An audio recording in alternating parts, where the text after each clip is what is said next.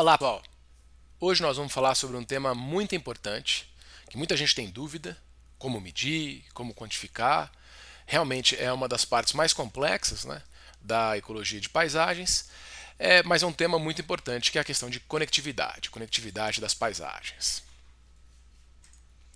Então, só para contextualizar um pouco onde a gente está no curso, né? Então a gente veio nas últimas aulas falando sobre composição, o que a gente tem na paisagem, configuração, como está organizado isso que a gente tem.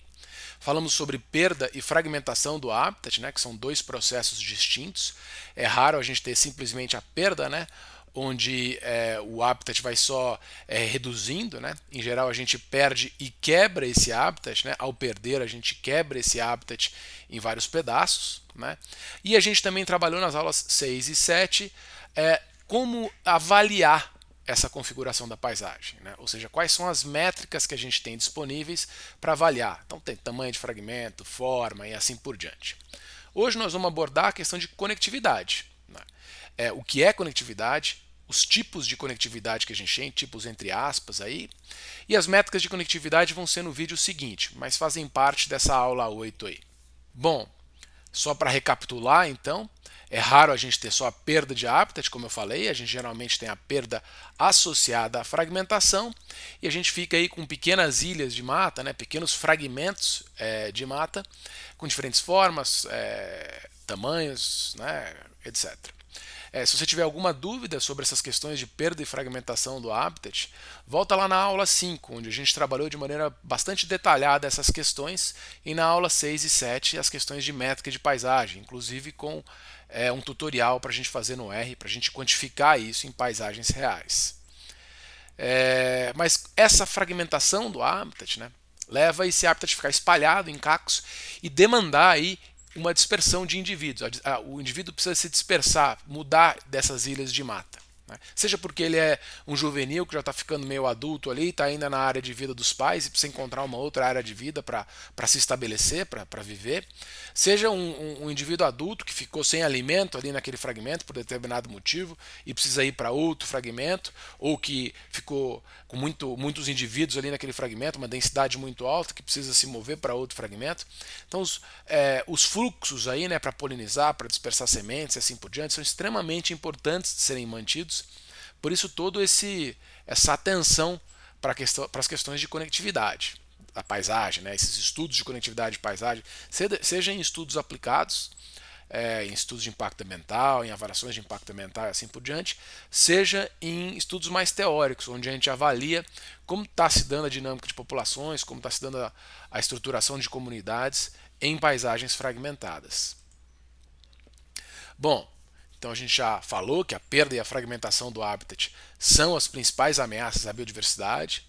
Boa parte do que a gente tem de habitat nativo hoje está fragmentado e as espécies precisam sobreviver nessa nova situação, onde o ambiente natural está fragmentado.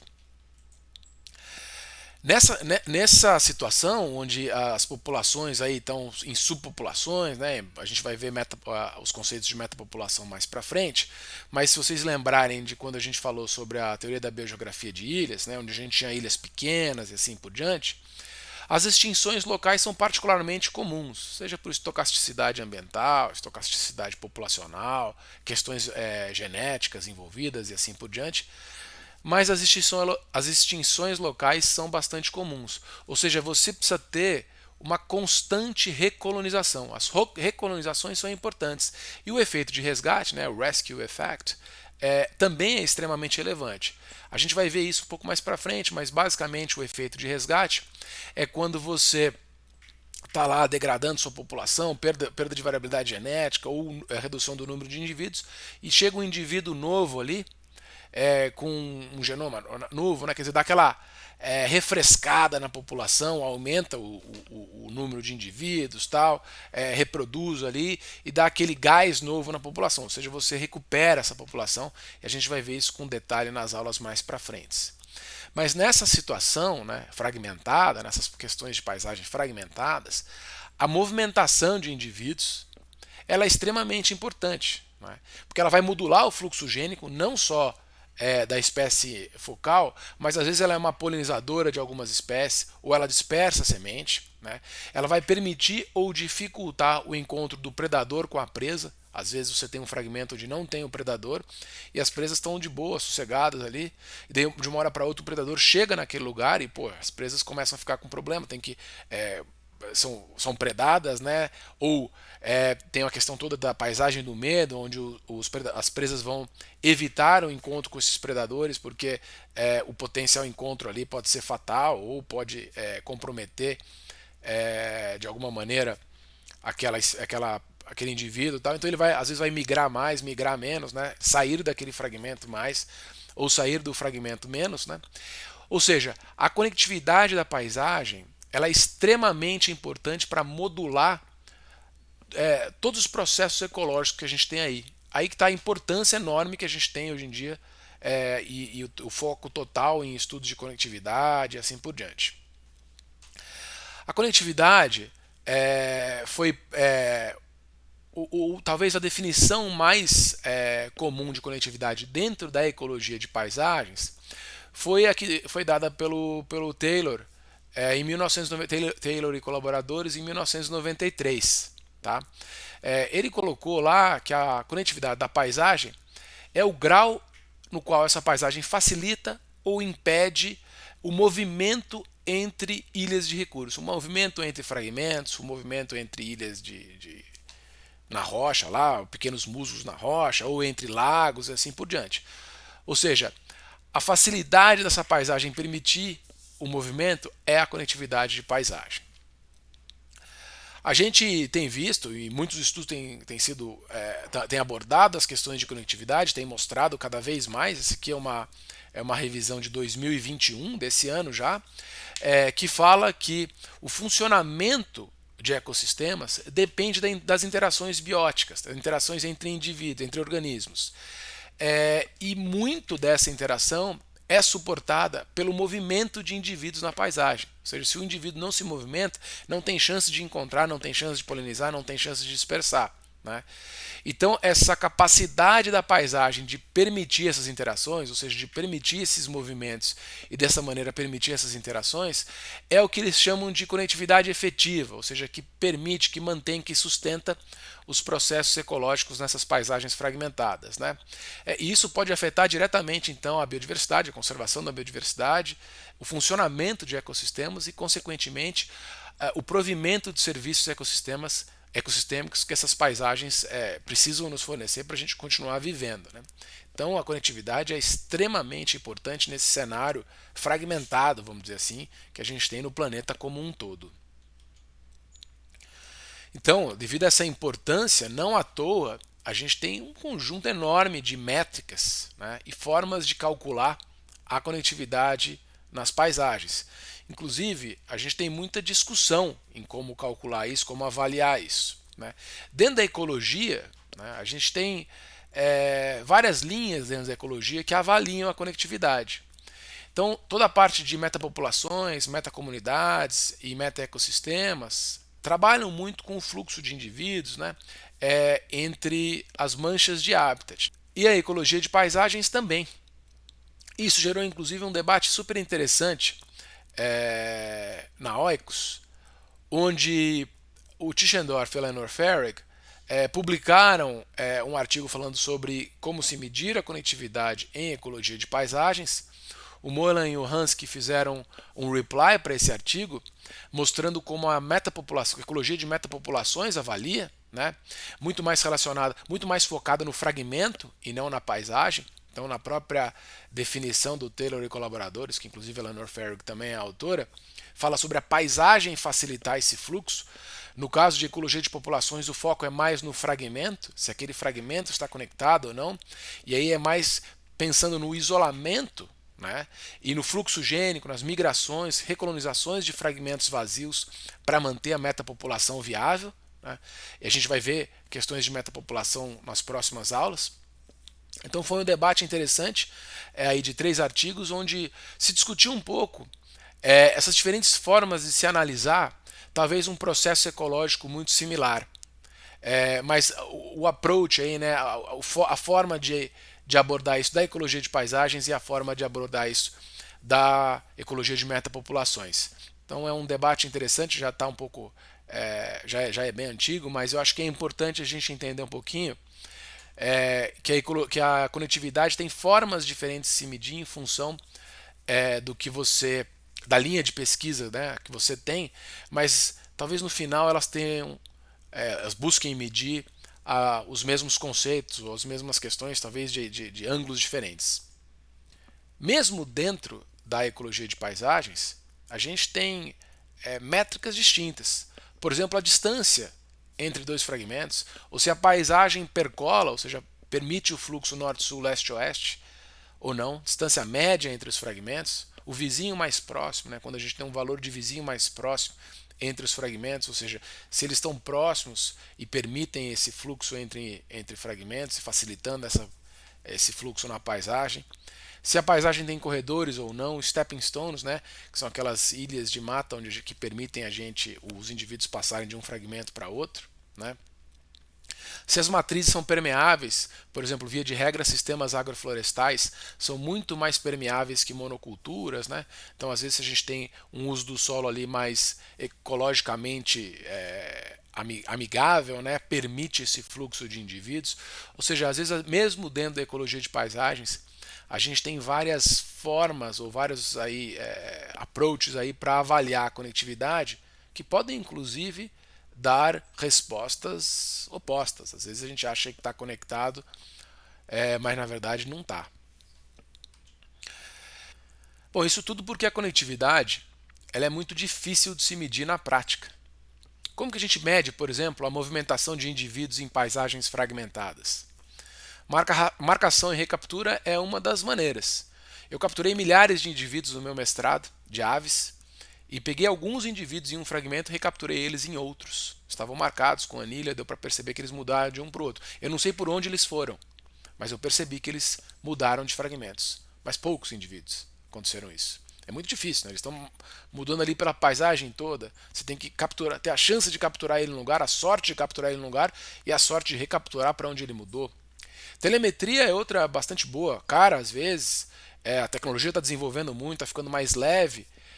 Os radiozinhos estão ficando mais leves, então permitem a gente colocar em passarinhos, permitem a gente colocar uma série de indivíduos aí duram mais e tem uma maior distância, às vezes via satélite e assim por diante. E aí permite a gente saber por onde esses bichos estão passando e entender o comportamento deles na paisagem melhor. Observação, né? Sempre tem essa oportunidade, né? Ver o indivíduo cruzando por aquele local. Agora, a movimentação dos indivíduos ali não significa fluxo gênico. Né? O bicho pode mudar para um outro fragmento, mas chegou lá, não conseguiu parceiro, acabou não reproduzindo, ou seja, não houve o fluxo gênico. Houve o fluxo de indivíduo, ele pode levar uma semente, talvez, e aí ter fluxo gênico, ou levar pragas, né, carrapatos, assim por diante, mas ele mesmo não reproduziu, então não rolou o fluxo gênico. Então, quer dizer, pode ser que para alguns processos essa migração de um lugar para outro, essa movimentação desse indivíduo de um lugar para outro funcionou. Ele foi lá predar alguma coisa, ele foi lá dispersar alguma semente, mas talvez para a espécie dele não funcionou, porque não houve reprodução, não houve fluxo gênico. Né? Então a movimentação de indivíduos ela pode funcionar, pode auxiliar em alguns processos ecológicos. Mas para auxiliar em outros, precisa ter fluxo gênico, por exemplo. Ele precisa reproduzir ali e assim por diante. Então, essa definição aí dessa revisão que eu mostrei anteriormente, que a conectividade efetiva, né, que é esse grau em que a paisagem facilita ou impede os movimentos que contribuem para a espécie focal, para o processo ecológico focal, é interessante a gente considerar. Porque às vezes aquela conectividade já está permitindo determinado ou está facilitando determinados processos ecológicos, mas não outros. Então, medir conectividade não é muito simples. Mas dando um passo para trás, vamos dizer assim, e tentando facilitar um pouco o entendimento de conectividade, a gente pode dividir conectividade em dois grandes linhas de avaliação de conectividade. Uma delas é o que a gente chama de conectividade estrutural, né? Que são basicamente as coisas que a gente pode medir via sensoriamento remoto. Ou seja, não importa o que a gente tem de espécie ali, não importa o que a gente tem de indivíduos. Por exemplo, a distância entre um fragmento e outro. A presença ou não de stepping stones, que são essas ilhazinhas de mata. Né? Stepping stones, o nome vem da gente cruzar um riachinho com aquelas pedras, sabe? São riachos rasos que tem aquelas pedras que a gente vai pisando nas pedras para não molhar o pé. Muitas vezes os indivíduos saem de um fragmento, vão para uma outra ilhazinha de mata, às vezes é uma árvore isolada ali, fica ali, descansa um pouco, às vezes fica 1 hora, às vezes fica 10 minutos, sai para outra, às vezes fica 1 dia, 2 dias, 3 dias, aí vai para o outro da frente, fica 1, 2 dias ali, ou algumas horas, minutos, vai mudando de fragmento até cruzar entre um fragmento grande e outro, né, que permita ele se estabelecer e assim por diante.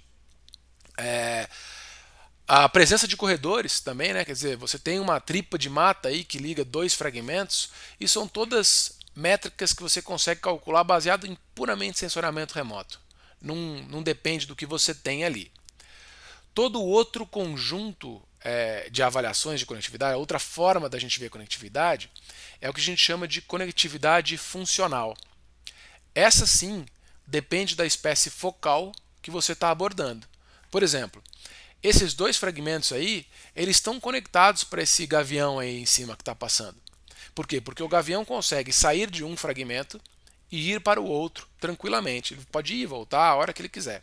Já o ratinho, que está representado ali no fragmento da direita, esse não tem capacidade de sair desse fragmento e chegar no outro.